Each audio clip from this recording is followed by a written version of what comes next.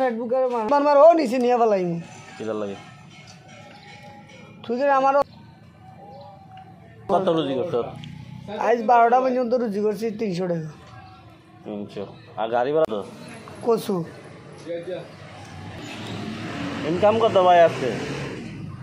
300 তো গাড়ি ভাড়া কত দিবেন আপনি? 300 আর সংসারই খরচ 300 আর আপনার প্রোভাইড খরচ 300 তো রুজি করলেও না 300, মালিক ইনকামও দিবেন 300, সংসারী খরচও দিবেন 300 আর প্রোভাইড খরচও 300।